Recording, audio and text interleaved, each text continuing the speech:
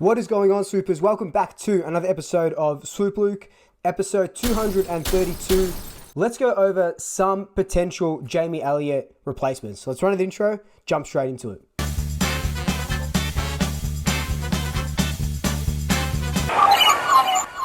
Just before we do jump straight into it, of course, follow me on all my social media accounts. They'll be popping up down below.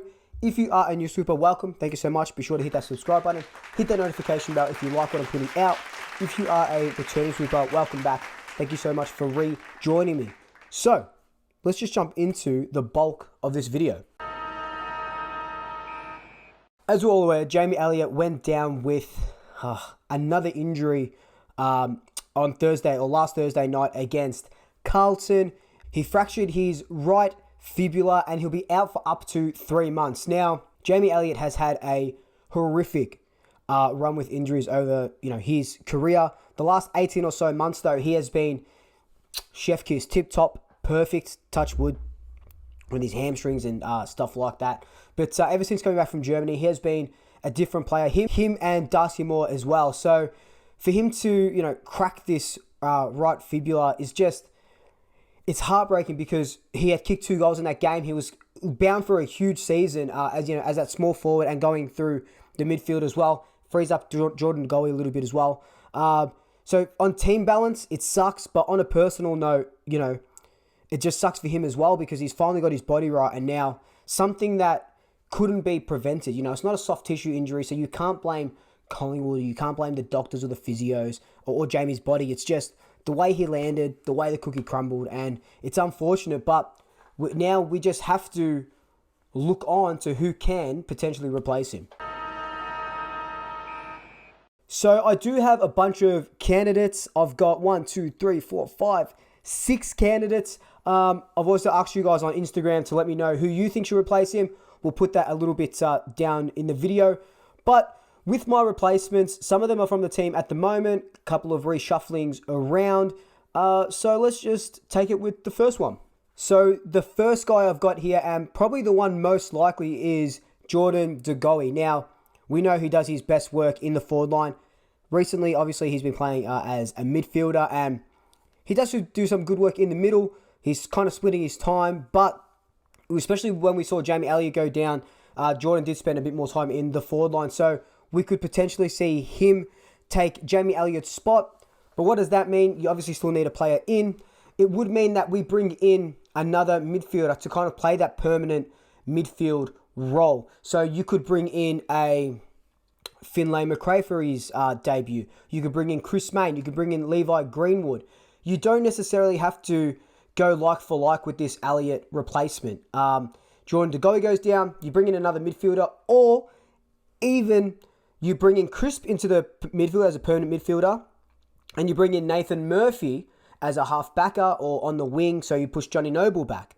So there's a lot of options, but that first proper option is Jordan Goey going down into the forward line, and then a midfielder or a half backer coming into the team. So the second one I've got here is a bit of a, not so much a left field choice, but something that I've been pushing, an agenda that I've been pushing for ages, would be Steele Sidebottom as a pretty much permanent forward. Now, against Carlton, we saw Sidebottom and Pendlebury, they kind of even started in the goal square at certain points. Sidebottom did play a lot more time in the forward line. I keep saying it, 10 goals in that under-18 NAB Grand Final. He knows where the goals are. He's a great kick on both sides of his body as well. So you take Sidebottom out of the midfield, put him as a permanent forward, and it's kind of like the Jordan Goey situation that I just talked about. You bring in a Beau McCreery, or you bring in a Nathan Murphy, or a Chris Mayne, or a Levi Greenwood. So that's my second option, Steele Sidebottom. So my third, fourth, and fifth option are all pretty much one. They're all not like for like, but forward for forward. So here I've got Will Kelly, Ollie Henry, or Darcy Cameron. So we'll break him down a little bit. Will Kelly, tall forward option. We know before he broke his collarbone, he was going to be getting those minutes, getting that game time in. He's only played, would you even call it 1.5 games? You'd call it one game because he played half of the Hawthorn game and then half of that Richmond game before, doing his collarbone. So that means that we have another tall forward option. Cox jumps out of the forward line to ruck and stuff. We know that. So maybe you don't have all the tall forwards like Myercheck, Kelly, and Cox at the same time in there. But next, I've got Ollie Henry. And Ollie Henry, not a tall forward, but what would you call him? Like a medium forward. Obviously a bit taller than Jamie Elliott. Kind of plays that Stevenson role, but you wouldn't push him up the ground. You just keep him in that forward line, doing what Steve-O used to do, you know, sharking the ball, and he can become a marking target. He can become a low crumbing target. So that's Ollie Henry. And the third one in this tall forward category is Darcy Cameron. Why I kind of like this Darcy Cameron one is that it frees up Cox to not be that second ruck. So Cox stays deep in the forward line, in the goal square, like I've been praying ever since Swoop Luke started. But so Darcy Cameron comes in. He's that second ruck option as well. Stays in the forward line. We've seen that work before multiple times. You know, that could even mean that we do push Jordan Goey into the forward line if we do bring Darcy Cameron in. So Darcy rotates with Cox or whatever that may be. But that's a Darcy Cameron option there. So the last one I've got here, which is pretty much like for like, is my boy Beau McCreery. I absolutely love this kid. I love how he goes about it. By all training reports and all, you know, VFL practice matches, he's absolutely smashing it. He is one of our older draftees. Pretty sure he's 19. So he was playing with the senior boys in Adelaide more so than any of the other draftees. So he's ready to go, can kick a bag a game. Great defensive forward, which is what we need, you know. Tackles inside 50 and pressure inside 50 wins you games. So I would love to see Beau get his debut and just give him a chance. You know, we gave Ollie Henry a chance. You know, Trey Rusco's in there as well, getting a chance. So would love nothing more than Beau McCreery to make his debut and that like-for-like forward who can keep his place in the team. So just before anyone says anything as well, I didn't really include Finlay McRae as one of these, but I included him obviously as a midfield option for, you know, Jordan Goey and Steele Sidebottom. So I just want to get that out before that all comes out in the comments. So I asked you guys on Instagram who should replace Jamie Elliott. So I'm going to read some of your answers now. All right, so we've got a lot of Greenwood. We've got a lot of Maine. Someone said Didak. I wonder if Didak could still play. I saw him in a cafe the other couple weeks ago. McRae over here. Greenwood for a Neil tag. Will Kelly, Finlay or Ollie. Jay Rantel. See, I didn't even talk about Jay Rantel. If you put Jordan Goey in the forward line, put Sidebottom in the forward line, you could even put Jay Rantel in the midfield or on a wing or something like that. Eddie Maguire.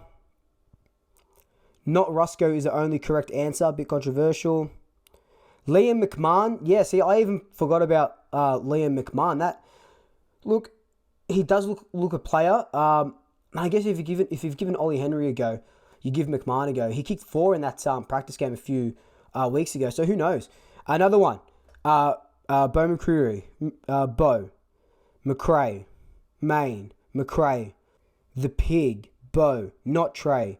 Someone did say Rusco. Steele to play Elliott role and Maine to go in the mid. Kind of what I was saying. That's pretty cool.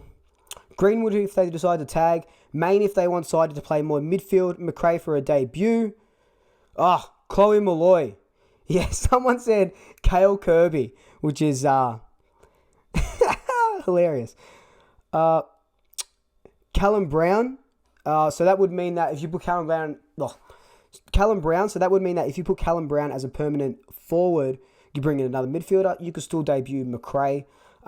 Look, Maine and Greenwood, they've had chances and Buckley doesn't want to pick them for these kids. So if he doesn't pick them this week, I don't think, it's going to be hard for them to get picked anytime. It's time Swoop was our small forward, no cap. I'll do it. You don't even have to pay me. Pay me in donuts and dumplings and I'll do it. And then someone said Vince McMahon. So obviously Liam McMahon. Liam Vince McMahon. So look, there were some good answers. We wavelengthed on a few of those as well. I like the left field ones like Didak and Eddie in the pocket, which is pretty cool. But anyway, guys, if you want to interact, because every sort of video I'm doing an Insta Q&A, so jump on my Instagram, which is Swoop Luke, and whenever I put a question and answer thing up, hit me up on there and I'll try and read your thing out. Anyway, guys, this has just been my video on who should replace Jamie Elliott. If there's someone that I haven't said, someone that you would like to see, leave your comments down below. I'll get to them eventually. I always do. But in the meantime, like, comment, subscribe. Tell your family, tell your friends, tell your pets. And until next time, double shackers. I'll swoop you later. Ooh la la.